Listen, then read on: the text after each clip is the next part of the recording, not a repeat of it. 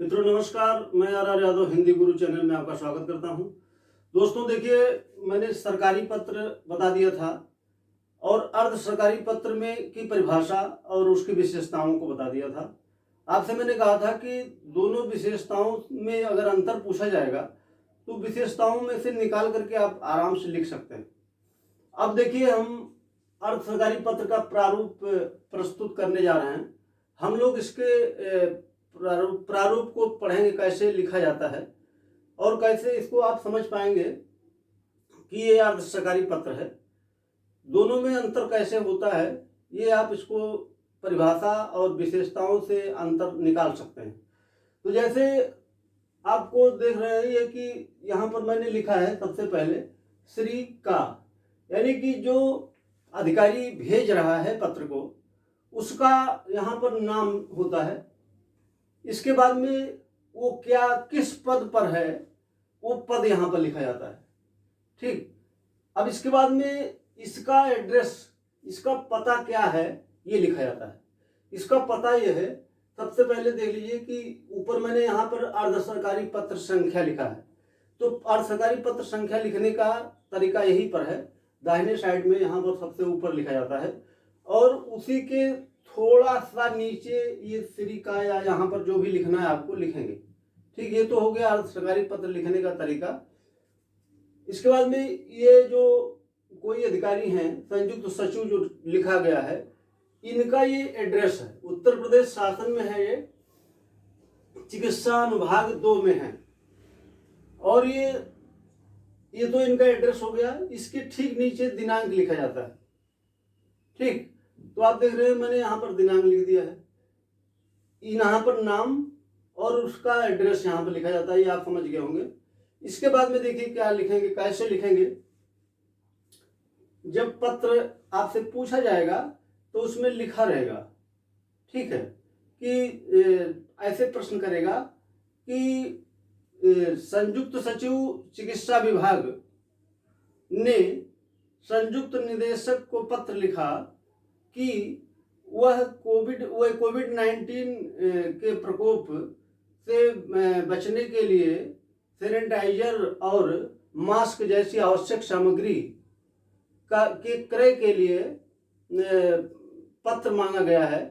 तो उसके लिए आपको ऐसे समझना होगा कि जो सचिव है वो संयुक्त निदेशक को अगर पत्र लिख रहा है तो निश्चित रूप से वह संयुक्त निदेशक जो है वो अधीनस्थ अधिकारी है।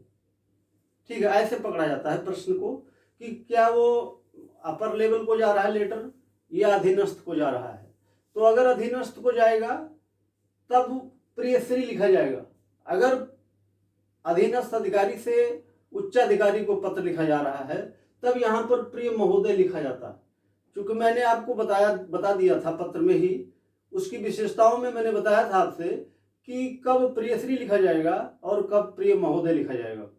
तो ये पत्र चूंकि अभी आपको लिखने में से ऐसे देखने से नहीं पता चल रहा है, लेकिन जब पूरा पत्र का आप आकलन करेंगे, देखेंगे, तब आपको पता चल जाएगा कि ये पत्र कहाँ से कहाँ जा रहा है। तो इसके बाद में प्रियश्री आपने लिख दिया और प्रियश्री ये जो नाम इनका होगा संयुक्त निदेशक, यानी यहाँ पर लिखा गया है ये निदेशक हैं, तो इनका ये नाम है। नाम किसी का पत्र में नहीं लिखना है, बस आ बा सा लिख सकते हैं या का खा गा लिख सकते हैं। ठीक है, इसके बाद में देखिए, मुझे आपका ध्यान अर्ध शासकीय पत्र संख्या फला की तरफ आकृष्ट कराना है कि प्रदेश शासन ने कोविड-19 के लिए सैनिटाइजर और मास्क जैसी आवश्यक सामग्री की क्रय हेतु आपके प्रस्ताव शासन को अभी प्राप्त नहीं हुए हैं।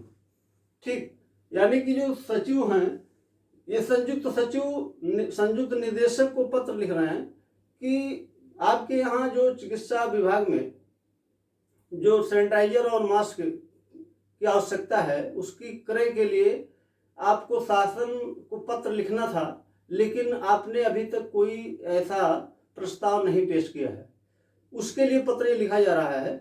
तो इसके बाद में जैसे मैंने यहाँ पर प्रिय श्री खा लिखा था, इसके ठीक नीचे जैसे मुझे जहाँ से शुरुआत हुई थी वहीं नीचे लिखेंगे अतः आपसे निवेदन है कि इस मामले में कृपया व्यक्तिगत ध्यान देकर आवश्यक प्रस्ताव शासन को शीघ्र उपलब्ध कराने का कष्ट करें।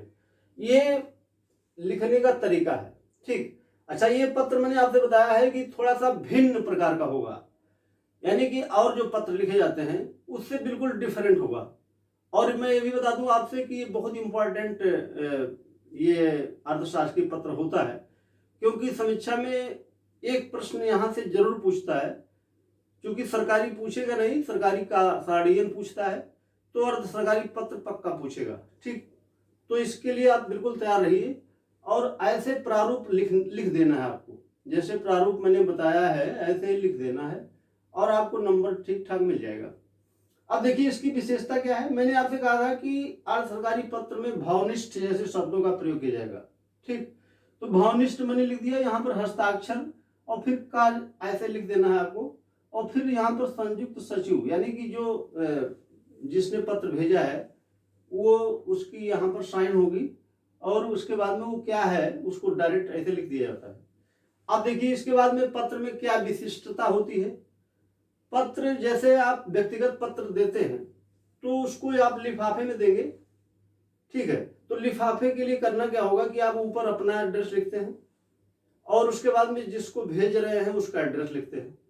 ठीक है, तो दोनों एड्रेस आप ऊपर लिखते हैं, जैसे आप स्पीड पोस्ट कर रहे हैं या रजिस्टर्ड डाक से भेज रहे हैं या जनरल डाक से भेज रहे हैं, तो दोनों का एड्रेस लिखा जाता है।